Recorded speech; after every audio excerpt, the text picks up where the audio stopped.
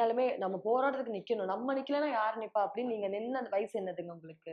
திருமணம் முடிஞ்சு இங்க வந்த உடனே அந்த ஊருக்குள்ள ரொம்ப அடிமையா வச்சிருந்தாங்க. எந்த ஊரு? அந்த ராமநாதபுரம் மாவட்டம் திருவடானை தாலுகா ம். ஓரிக்கோட்டைங்கிற கிராமம். யாராவது வருவாங்களா இந்த பிரச்சனைகளை தீர்க்கிறதுக்கு? என்ன நான் முடியாது. நான் ஒரு பொம்பளை. அதுலயும் ஒரு பொண்ணா இருந்தும் ஒரு தாழ்த்தப்பட்ட சமூகத்துல பிறந்த ஒரு காலனி குடியிருப்புல வாழ்ற ஒரு பெண்ணு. ஈஸியா காலிவனிக்கு போயிடுவாங்க. அப்ப இதையெல்லாம் நம்ம அந்த சிந்திக்கிறவங்க அழிஞ்சிட்டோம்னா திருப்பி வராட்டில் யாரையும் உருவாக்க முடியாது அப்படின்ட்டு ரொம்ப யோசித்தேன். 1986 சிவகங்கை மறை மாவட்டத்தில் உள்ள, அது மறக்கவே முடியாது, கிறிஸ்துவ நிறுவனம், ஒரு நிதி நிறுவனம், சிவகங்கை பலநோக்கு சமூக சேவை சங்கம்னு ஒன்று உருவாகுச்சு மறை மாவட்டத்தில் கிறிஸ்துவத்தில். அவங்க எங்கள் ஊருக்கு வர்றாங்க. 2 பேர் பெண்கள் 2 ஆண்கள் ஊருக்கு வந்தாங்க ஓரிக்கோட்டைக்கு. வந்து அந்த காலனிங்கிற இப்போ சாந்திபுரம் பேர் வச்சுருக்குறோம். காலனிங்கிற அந்த குடியிருப்புக்கு வந்து எங்களையெல்லாம் உட்கார வச்சு 41 பெண்கள் இருந்தோம் அந்த ஊரில். உட்கார வச்சு இந்த விஷயங்களை சொன்னாங்க. இப்படியெல்லாம் வேற ஒன்றும் பெருசாக பேசலை. பெண்கள்லாம் நம்ம ஒன்றா சேர்ந்தா நிறைய சாதிக்கலாம். இது நம்ம பிள்ளைங்க நல்லா இருக்கிறதுக்கு நம்ம சில வேலைகளை செய்யலாம் அப்படின்னு சொல்லிட்டு புரிய வைக்கும்போது யாருமே இங்கே படிக்கல. 41 பெண்களில் எழுத படிக்க தெரியாது யாருக்குமே. நான் ஒரு ஆளும் அந்த 3ஆம் கிளாஸ் படித்ததுனால எனக்கு எழுத படிக்க தெரியும். அப்போ செயலாளராக ஒரு ஆள் வேணும், தலைவராக நாங்கள் படிக்காதவங்க இருக்கலாம், ஒரு எழுத படிக்க ஒரு பெண்ணு வேணும்னு சொன்னாங்க. எனக்கு எழுத படிக்க தெரியும் அப்படின்னு என்னை செயலாளராக போட்டு இன்னொரு பொண்ணை தலைவராக போட்டு 41 பெண்கள் நாங்கள் அங்கே. அதுக்கு பேர் இல்லை, மறுபடியும் தான் நாங்களே பேர் வச்சோம். பெண்கள்லாம் 2000 பெண்களை திரட்டினேன் அந்த பகுதியில். எங்கப்பா ஊருக்கு ஊரு நம்ம பிள்ளைங்களுக்கு எவ்வளோ பிரச்சனைகள் இருக்குது, நம்ம ஒன்றா சேர்ந்தா நிறைய அரசுக்கிட்ட நம்ம வீடு இல்லை, ரோடு இல்லை, தண்ணி இல்லை அப்படின்னு இருக்கும்போது இதை சொல்லி பெண்களை திரட்டின உடனே எல்லா கிராமத்து பெண்களும் வந்துட்டாங்க. அதில் வந்து ஃபாதர்களும் கொஞ்சம் ஒத்துழைச்சாங்க எங்களுக்கு. ஏன்னா கிறிஸ்தவ மத தலைமையில் அது. அதனால ஆனால் சம்பளம் நான் நிறைய சின்ன சின்ன பிள்ளைங்க தான், எங்களுக்கு 3 பிள்ளைங்களும். எங்கள் வீட்டுக்காரரு வேலைக்கு போவார். வேலை இல்லாமல் இப்படி சுற்றிட்டு தெரிஞ்சேன்னா நான் பிள்ளைகளுக்கு சாப்பாடு எப்படி கொடுக்குறதும் பாரு. சரி, நான் ஒரு நாளைக்கு தான் போயிட்டு வந்துடுறேன் அப்படின்னு ஒரு கிராமத்துக்கு போவேன். அங்கே உட்காந்து நான் பேசுகிறத பார்த்துட்டு அங்கே 10 பெண்கள் என் பின்னால் வந்துடுவாங்க. எங்கேயும் கூப்பிட்றீங்க, நாங்கள் வரோம் அப்படின்னு வருவாங்க. அது மாதிரி 2000 பெண்களை ஈகே மங்கலம் கைகாட்டி பகுதியில் திரட்டி ரோடு இல்லாத ஊருக்கு ரோடு போராடி பெற்று கிடச்சிச்சு. தண்ணி குடி தண்ணீர் இல்லாத ஊருக்கு குடி தண்ணீர் எல்லாமே பெண்கள் ஆண்கள் எல்லாரும் வந்துட்டாங்க. வந்து ஒரு இயக்கமாயிட்டோம். அப்போ தான் வந்து 90 நான் செஞ்ச வேலைகளை பார்த்துட்டு இந்திய கம்யூனிஸ்ட் மார்க்சிஸ்ட் லெனினிஸ்ட் என்னைய அப்போ வந்து கம்யூனிஸ்ட் கட்சின்னா பயம், எல்லாருக்கும் பயப்படுவாங்க. பெண்கள்லாம் அதுக்குள்ளே போகவே மாட்டாங்க. என்னைட்டு வந்து பேச வராங்க அந்த தோழர்கள் வந்து, இளைஞர் தோழர் நீங்கள் வந்து நிறைய வேலை செய்கிறிய, ஆனால் வாங்க இந்த இயக்கத்தில் வந்து நாங்களும் உங்களை மாதிரி ஒரு இயக்கம் தான், ஒரு அமைப்பு தான், மக்களுக்காக பிரச்சனைகளுக்காக வச்சிருக்கிறவங்க தான், வாங்க அப்படின்னு சொன்னாங்க. கம்யூனிஸ்ட்டுன்னு சொல்கிறாங்களே தவிர எனக்கு கேட்கும்போது அப்போ நம்ம நினச்சது தானே எல்லாமும் மக்களுக்காக தானே. அது பேர் கம்யூனிஸ்டாக இருக்கலாம் அல்லது வேறு பேரில் இருக்கலாம், மக்களுக்காக நீங்கள் உழைக்கிறதுனா நான் வர்றேன் அப்படின்னு சொல்லிட்டு சொன்ன உடனே 90களில் என்னை வந்து வெகுஜன, அது தலைமறைவு கட்சி எம்எல்ஏ, அதுக்குள்ளே யாரையும் சேர்க்க மாட்டாங்க, எதுவும் தெரியாது எங்களுக்கெல்லாம். இந்திய மக்கள் முன்னணிங்கிற ஒரு வெகுஜன அமைப்பு அது வந்து இந்தியா அளவுக்கு இருந்துச்சு. அந்த வெகுஜன அமைப்பில் என்னைய உதவி இந்த மாவட்டத்துக்கு 2 மாவட்டத்துக்கு, சிவகங்கை ராமநாதபுரம் மாவட்டத்துக்கு உதவி தலைவராக எனக்கு ஒரே கூட்டத்தில் என்னை தேர்ந்தெடுத்துட்டாங்க. ஐயோ தோழர், எனக்கு இதெல்லாம் வந்து தெரியாது, நான் சும்மா பெண்கள்கிட்ட வேலை செய்வேன், பிரச்சனைகளுக்காக போவேன், அதனால எனக்கு தெரியாது தோழர், இப்படி கொண்டாந்து பொறுப்பில் கொடுக்க போடாதீங்க, ஒன்றுமே செய்ய வேணாம், நீங்கள் வாங்க உங்களுக்கு சொல்லித்தாரோம், எங்கே பிரச்சனை இருக்குது எப்படி எதிர்கொள்ளணும்னு சொல்லித்தாரோம் அப்படின்னு. கம்யூனிஸ்ட் சொல்லவே வேண்டியதில்லை, ஈஸியாக என்னை அதுக்குள்ளே இருக்கமா எனக்கு ரொம்ப பிடிச்சி போச்சு, ஈடுபடுத்திட்டாங்க. நிறைய போராட்டங்கள். டெல்லிக்கு மட்டும் 4 தடவை போயிருக்கிறேன். எனக்கு ஒண்ணு புரியலைங்க பாட்டி. என்னன்னா, இந்த காலத்திலேயே ஒரு கட்சியில போறத தாண்டி ஒருத்தங்களுக்காக போயிட்டு நம்ம போராடுறோம்னா, அம்மா அப்பால இருந்து சுற்றுச்சூழல்ல இருந்து எல்லாரும் கேட்பாங்க, "நீ ஏன் போற? உனக்கு இது தேவையில்லாத வேலை" அப்படின்னு. உங்க வீட்ல என்ன சொன்னாங்க? எப்படி அதெல்லாம் மீறி வந்தீங்க? மீறின்னு இல்ல. கஷ்டங்கள் இருந்துச்சு. குடும்பத்துல வந்து ரொம்ப கஷ்டம் எங்க வீட்டுக்காரருக்கு. ஏன்னா, அம்மியில அரைச்சு தான் குழம்பு வச்சு பிள்ளைகளுக்கு குடுக்கணும். அரிசி உரல்ல குத்தி தான் குடுக்கணும். இதையெல்லாம் எங்க வீட்டுக்காரர் செஞ்சாரு. செஞ்சு கோவம் வரும். அடிப்பாரு. அடிச்சு நாங்க கூட்டத்துக்கு போயிட்டு ரவைக்கு 10 மணிக்கு கூட கைகாட்டிலேருந்து அந்த சீக்கியமங்கலம் கைகாட்டிக்கு தான் பஸ் வரும். எங்க போனாலும். மக்கள்ட்ட ஊருக்கு வேலை செஞ்சுட்டு கிராமங்கள்ல வந்தேன்னா 5 கிலோமீட்டர் நடந்து வரணும். நடந்து வரும்போது ஏகப்பட்ட எதிர்ப்புகள் எனக்கு. அந்த பகுதியில நிறைய நான் யாருன்னு தெரியும். நான் துணிச்சலா நான் எதுக்காக போராடினேன்னு தெரியும். நான் சுருக்கமா சொல்லியிருக்கிறேன். நிறைய விஷயங்களுக்காக நான் ரொம்ப எதிர்ப்பா அந்த பகுதியில பண்ணேன். அப்ப எங்க வீட்டுக்காரர் பயந்துட்டார். ஏதோ பண்ணிருவாங்க அப்படின்னு சொல்லிட்டு எனக்கு துணையா, சரி இனிமே இதை நிறுத்த முடியாது.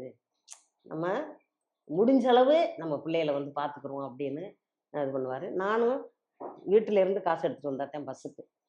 10 ரூபா வேணும் எனக்கு. வேறு கிராமங்களுக்கு போவேன். 5 கிலோமீட்டர் நடந்து வந்துடுவேன். 10 ரூபா அங்கிட்டு பஸ்ஸுக்கு வேணும். அந்த 10 ரூபாய்க்கு எங்கள் வீட்டுக்காரைய தெரியாமல் வேலை பார்த்துட்டு வந்து வச்சுருக்க காசில் எடுத்துகிட்டு வந்துடுவேன். ஐயோ! வந்துடுவேன். திருப்பி போன உடனே அடிப்பார். அடியை வாங்கிக்குவேன். வாங்கிக்கிட்டு நம்ம என்ன தப்பு பண்ணலை இல்லை. எனக்கு அது வழியாக தெரியாது. நான் சந்தோஷமா அது வந்து ஒரு பிரச்சனையாக எடுத்துக்கிறாமே காலையில் எந்திரிச்சோன்னு திரும்பி கிளம்பிடுவேன். ஏன்னா இந்த நேரத்துக்கு அங்கே கலெக்டர் ஆஃபீஸ் போகணும், தாலுகா ஆஃபீஸ் போகணும், அல்லது நகராட்சியில் போய் ஒரு போராட்டம் இருக்குது அப்படிங்கிறது முடிவு பண்ணிட்டு வந்துடுவோம். அப்போ அந்த டயத்துக்கு நான் போகணும். அப்போ தான் பெண்கள் வந்து என் பின்னால் வருவாங்க. அப்படி நிறைய பிரச்சனைகள், போராட்டங்கள் அது போக போக போக என்னை வந்து வீடு, குடும்பம், பிள்ளைங்க அப்படிங்கிறத 2ஆம் பட்சம் ஆகி கொண்டு போயிடுச்சு. ஊருக்காக நம்ம குடும்பத்துக்கு சேர்ந்து தானே போராடுறோம். நம்ம பிள்ளைங்களும் நாளைக்கு நல்லா இருக்கும்ல அப்படிங்கிற ஒரு எண்ணம் வந்துருச்சு எனக்கு. என்ன இம்சை வந்தாலும் என்ன நமக்கு கஷ்டம் வந்தாலும் எனக்கு அந்த அடியெல்லாம் வந்து எங்கள் வீட்டுக்காரர் ஒரு சிலர் அவர் செய்கிறதுல நியாயம் இருக்கு. அவர் உழைக்கிறாரு, பிள்ளைகளை பார்த்துக்கிறாரு, நம்ம பார்க்குற வேலையை அவர் பார்த்துக்கிறாரு. அதனால கோவப்பட மாட்டேன். காலையில் எந்திரிச்ச உடனே சாப்பாடை சமைச்சு வச்சுட்டு ஏதாவது பண்ணி வச்சுட்டு பார்த்துக்கிறேங்க அப்படின்னு சொல்லிட்டு வந்துடுவேன். அவர் வீட்டுக்கு போயிடுவார். எந்த ஒரு விஷயம் உங்களுக்கே திரும்பி பார்த்தா சந்தனமேரி நீ இதெல்லாம் தாண்டி வந்துட்டு பரவாயில்ல போ அப்படின்னு தோணுது? எந்த விஷயம் பார்த்தா நீங்களே உங்களை எப்படி சொல்றது தட்டி கொடுத்துக்கிற ஒரு விஷயம்? இது தப்பு, இது சரி அப்படின்னு அந்த பகுத்து பார்க்கக்கூடிய ஒரு எண்ணம் வரும்போது தப்பை தட்டி கேட்கணும் அப்படிங்கிற விஷயம் யாரோ ஒருத்தர் சொல்லி கொடுத்துட்டாங்க. தப்பை தட்டி கேட்கணும், போராடினாத்தான் அது கிடைக்கும். நமக்கு கேட்போம், கொடுக்கலைன்னா திரும்ப அந்த வாசலுக்கு போய் நம்ம தட்டணும் அப்படிங்கிற செய்திய சொல்லி கொடுத்துட்டாங்க. திரும்ப என்னால பின்வாங்க முடியல. அதுதான் திரும்ப திரும்ப திரும்ப எனக்கு வந்து இந்த மக்களுக்காக என்ன குறை இருக்கு அப்படின்னு சொல்லும்போது என்னைய தெரிய தெரிய நிறைய விஷயங்கள் என் வீட்டுக்கு வருது. நிறைய பெண்களுடைய பிரச்சனைகள்லாம் 13 வயசுல ஒரு பெண்ணை வந்து பலாத்காரம் பண்ணி கல்யாணம் பண்ணாலும் பலாத்காரம் பண்ணி காட்டுக்குள்ள அந்த பொண்ணை கூட்டிக்கிட்டு அந்த அம்மா வர்றாங்க வீட்டுக்கு. என்ன பண்ண முடியும்? அவர் பெரிய பலமான ஆளு, சாதியாலையும் மற்ற அதிகாரத்தாலையும் பலமானவங்க. நான் ஒரு ஆள் என்ன பண்ண முடியும் அப்படின்னு சொல்லிட்டு, ஆனால் பரவாயில்ல என்ன நடந்தாலும் சரி வா ஸ்டேஷனுக்கு அப்படின்னு சொல்லி கூட்டிகிட்டு போய் நான் இதில் காவல் நிலையத்தில் பேசும்போது அவரை கூட்டிகிட்டு வந்துட்டாங்க காவல் நிலையத்தில். என்னை அப்படியே என்ன செய்கிறோன்னு தெரியாமல் பார்க்குறாப்புல. பரவாயில்ல, நான் எதார்த்தம் பண்ணிட்டேன். அந்த பிரச்சனைகளே எனக்கு இந்த மக்களே எனக்கு சொல்லி கொடுத்துருக்காங்க. அவங்கள்ட்ட இருந்தே நான் கற்றுருக்குறேன் அப்படிங்கிற விஷயத்த நான் எல்லாத்தையும் சொல்லுவேன். எனக்கு யாரும் பயிற்சி கொடுக்கல, இப்படி போகணும் அப்படி போகணும். நான் மக்கள்கிட்ட இருந்து கற்றுக்கிட்டேனே எல்லாமே. உங்ககிட்ட பார்த்ததுல இருந்து உங்களை பத்தி படிச்சதுல இருந்து இன்னுமே வந்து ஊர்ல வந்து தாத்தா இருக்கிறாரு, வேலை தடமா செஞ்சுட்டு இருக்கிறாரு, எல்லாமே சொல்றாங்க. நீங்க ஆனா ஏன் வந்து பொட்டுல இருந்து வளையல்ல இருந்து நெத்தியில இருந்து அது எதனால எதுவுமே நீங்க வச்சுக்கிறதே இல்லை? ஒரு விஷயம் வந்து தோழர்களோட அன்றைக்கு ஒரே பெண்ணாத்தான் போவேன். கட்சி இது இயக்கம்னு பெண்களை அனுப்பவே மாட்டாங்க குடும்பங்கள்ல. கல்யாணம் பண்ணாலும் சரி, வயசுண்ட பெண்ணா இருந்தா கூட யாரும் வெளியே விட மாட்டாங்க. ஆனா நான் வந்து ஒரே ஆளா 10 பேரோ, 5 பேரோ, 15 பேரோ நைட்டெல்லாம் கூட்டம் நடக்கும். ம். இந்த ஊர்ல இப்படி இருக்கு, நாளைக்கு என்ன செய்ய போறோம்? நாளைக்கு நகராட்சிக்கு போகணும், நாளைக்கு கலெக்டர் ஆஃபீஸுக்கு போகணும். கலெக்டர் ஆஃபீஸில் நம்ம போய் பெட்டிஷன்லாம் கொடுத்தாச்சு. அந்த ஊருக்கு ரோடு இல்ல. அதனால நாளைக்கு குடும்பங்களோட பானை, சட்டி எல்லாத்தையும் அள்ளிட்டு கலெக்டர் ஆஃபீஸில் போய் உழ வைக்கிறோம் ஆ. அப்படின்னு முடிவு பண்ணோம். ஆ. அப்ப என்ன செய்யணும்? நைட்டெல்லாம் பேசிட்டு இருக்கும்போது எனக்கு வந்து ஒரு பீடி அடிக்கவோ, சிகரெட் அடிக்கவோ தோழர்கள் பயப்படுவாங்க. நான் ஒரு ஆளா இறங்கி இருப்பேன் அந்த கூட்டத்துல. அப்ப நான் ஏன் வந்து பொட்டு, பூவு இதெல்லாம் அழகா வச்சுக்கிட்டு நான் இருக்கணும்? ம். அது எதுக்கு? அது தேவைப்படுது எனக்கு ம். அப்படின்னு சொல்லிட்டு நானே யாரும் என்னைய எந்த ஏன் இப்படி வைக்கிற? நீ தான் போயிட்டியே அப்படின்னு சொல்லிட்டு நீ மக்களுக்காக போராட்ட போறியே, ஏன் இதெல்லாம் வைக்கிற? அப்படிலாம் யாரும் கேட்கல. ம். நானே வந்து இந்த பொட்டு பூலாம் நமக்கு தேவையில்லை. இந்த வளையல் இதெல்லாம் தாத்தா அழகா எதுவும் சொல்லீங்களா? எங்க வீட்ல கண்டுக்கவே மாட்டாப்புல. எதையும் கேட்க மாட்டாப்புல. ஒரே ஒரு விஷயம் தாலி போட்டிருந்தேன். ரொம்ப நாளா எங்க வீட்ல அந்த ரிஜிஸ்டர் பண்ணும்போதே எங்க அப்பாயி கழட்டி குடுத்து விட்டுருந்துச்சு. சொல்ல வந்தானுக்கு. இந்த தாலிய கட்டுடா அப்படின்னு பேரன்ட்ட குடுத்து விட்டுருந்துச்சு. அந்த தாலிய நான் இங்க வந்து கோயில்ல அப்ப ரொம்ப பக்தியா இருப்பேன். கோயில்ல வந்து எங்க ஊர் கோயில்ல வச்சு தாலி கட்டுனாங்க. மறுபடி சாமியார் கூப்பிட்டு தாலி கட்டினாரு. அந்த தாலிய தொழிற்சங்க ரீதியா தோழர்கள் வந்து ரொம்ப கஷ்டப்படும்போது எங்க வீட்டுக்காருக்கே தெரியாம நான் நம்ம வீட்டு கடனுக்காகத்தான் நான் வித்தேன் அப்படின்னு சொல்லிட்டு தாலியை அந்த இது கேஸு வழக்கு செலவுக்காக தோழர்களுக்கு சீக்கியமங்கலம் கைகாட்டில நித்திய கல்யாணி மில்லுன்னு ஒன்று இருந்தது. அதில் 24 தோழர்கள் ரொம்ப போராடி வெளியேற்றிட்டாங்க. அந்த வழக்குக்காக நான் காட்டி கொடுத்தேன்.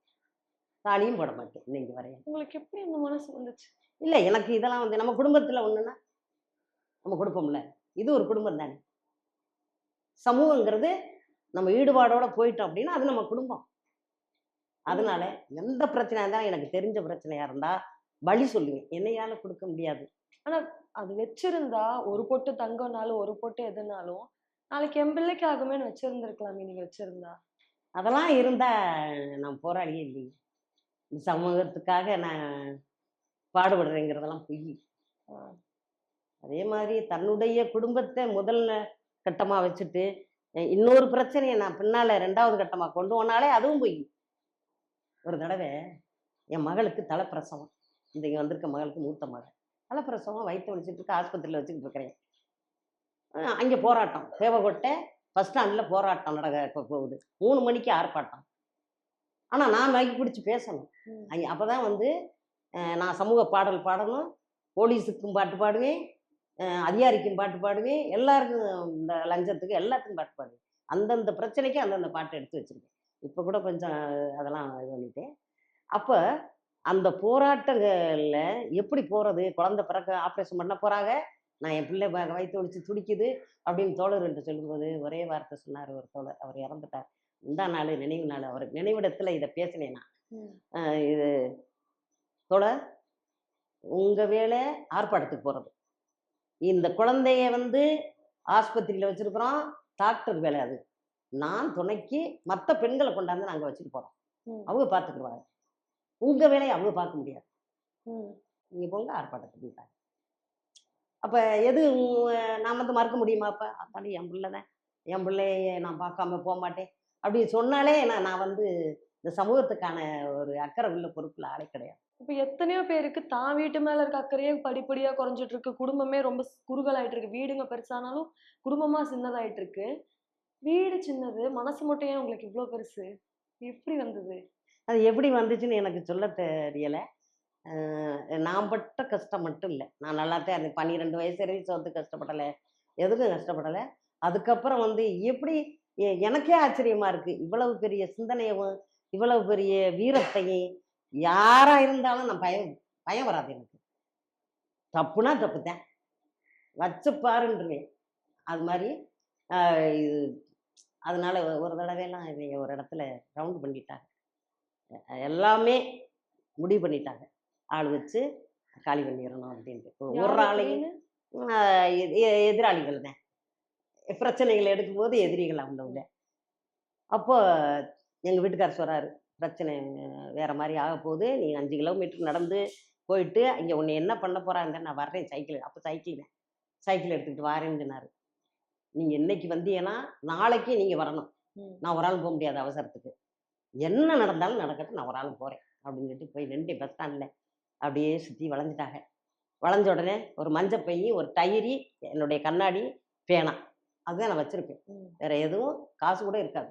அந்த மஞ்சள் பையை எடுத்து என்ன பண்ணேன், இப்படி நின்ற ஆளு கையில் அந்த பையை எடுத்தேன்ல, அவங்களுக்கு வேற மாதிரி ஒரு பயம் வந்துச்சு. அது நான் சொல்ல நினைக்கல. அப்படியே விலகிட்டாங்க. ஏதோ கையில வச்சிருக்காடா அப்படின்ட்டு விலகிட்டாங்க. குண்டு ஏதோ வச்சிருக்கீங்கன்னு நினைச்சிருக்காங்க. உள்ள பைதான் இருக்கல, ஏமாந்துட்டாங்க. பாட்டியோட பிரில்லியன்ஸ். சும்மா நான் நடிக்கிறேன் அது மாதிரி. அந்த மாதிரி எனக்கு எதிர்ப்புகள் இருந்தாலும் அந்த பயம்ங்கிறது எனக்கு வராது. இன்னைக்கு வரையிலும் சொல்றேன், இருக்கிற அன்னைக்கு இருப்போம், போற அன்னைக்கு போவோம். நீங்க இவ்வளவு முற்போக்கா நவீனமா சிந்திக்கிற ஒரு ஆளா இருக்கிறீங்க. நீங்க வந்து தாத்தா சம்பாரிச்சு வந்து வைக்கிற காசு சுட்டுட்டு போனீங்கன்னா தாத்தா அடிப்பாருன்னு வரைக்கும் தெரியும். ஆனா நீங்க ஏன் அவர் அடிச்சதையோ அதெல்லாமே வந்து தட்டி கேட்டது இல்லையா? அடிக்கலாம் கூடாது பொம்பளைங்களை அடிக்கக்கூடாது அந்த மாதிரி நீங்க கேட்டது இல்லையா அவர்கிட்ட? ஏன் அடிக்கிறீங்க அப்படின்னு? அதெல்லாம் பேசுவேன். எல்லாம் பேசாம எப்படி அவர் இந்த அளவுக்கு இன்னைக்கு எல்லாம் வீட்டுக்கு வர்றாங்க. நிறைய உங்களை போல உள்ளவங்க மீடியா எடுக்க வர்றாங்க. எல்லாரையும் அவர் ஆதரிக்காரு.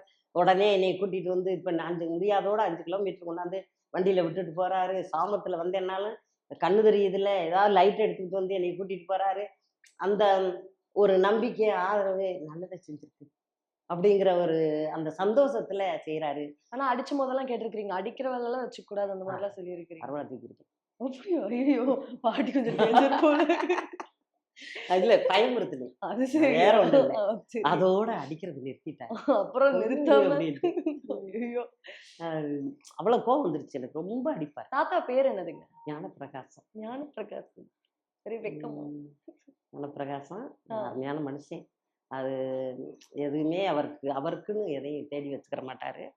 இன்னைக்கு அவருக்குன்னு ஒரு பெரிய சொத்தை வச்சிருக்கிறேன் நான், மக்கள் சொத்து. இன்னைக்கு நாங்க 2 பேரும் கல்லூரிக்கு எங்களுடைய இறப்புல ஊர்ல அடக்கம் பண்ணக்கூடாது, நாங்கள் 2 பேரும் எதுக்காவது ஒன்று பிரயோசனமா இருக்கணும் அப்படின்னு ராமநாதபுரம் மருத்துவக் கல்லூரிக்கு நாங்கள் 2 பேரும் எழுதி வைக்க போகிறோம். எல்லாம் ஏற்பாடு பண்ணிட்டோம். அந்த மாதிரி நாங்கள் இறந்த பிற்பாடும் கூட இது ஏதாவது ஒரு பிரயோசனமா இருக்கணும் அப்படிங்கிறத நாங்கள் 2 பேருமே முடிவு பண்ணியிருக்கோம். அதனால தாத்தாவுக்காக இல்லை, ரொம்ப நாங்கள் 2 பேரும் பாசமாக இருக்கிறோம். உங்களுக்காக, தாத்தாக்காக, உங்க பிள்ளைங்களுக்காகன்னு நீங்க நினைச்சு வேலைக்கு போய் இல்ல விவசாயத்தை பொருளாதாரத்துக்காக மட்டும்னு பண்ணி வாழ்ந்திருந்தா ஒரு பெரிய இடத்துக்கு நீங்க வந்திருக்கலாம். பிள்ளைக்காக, கணவருக்காக, இது குடும்பத்துக்காக நிறைய ஆடு மாடு வளர்த்து வெளியே போக முடியாம இருந்தவங்கலாம் என்ன மாதிரியே தானே கஷ்டப்பட்டுக்கிட்டு இருக்காங்க. நான் அதை விட சந்தோஷமா இந்த மக்களோட இப்ப நீங்கெல்லாம் ஒரு பிள்ளைங்களா எனக்கு வந்து இருக்கிறீங்கன்னா இதுவே பெரிய எனக்கு சந்தோஷம் இல்லையா? அவங்கள விட எத்தனையோ பங்கு நான் வந்து பெருமையோட வாழ்ந்துக்கிட்டு இருக்கேன். நிஜமா இந்த கேள்வியே சாதாரணமா உங்களுக்கு அந்த மாதிரி தோணி இருக்கா அப்படின்னு பாக்குறதுக்கு தான் கேட்டேன். ஒரு ஒரு இணுக்குல கூட அந்த எண்ணமே இல்லை, எனக்கு வரவே வராது. ஆக்சுவலா இந்த இன்டர்வியூ எடுத்ததுக்கு நான் ரொம்ப சந்தோஷப்படுறேன். உங்க பேர் மாதிரி நீங்களும் ரொம்ப ஒரு ரேரான அரிதான ஒரு ஆளா இருக்கிறீங்க. உங்களை பார்த்ததுலயும் உங்ககிட்ட பேசுனதுலயும் ரொம்ப சந்தோஷப்படுறேன். நன்றி.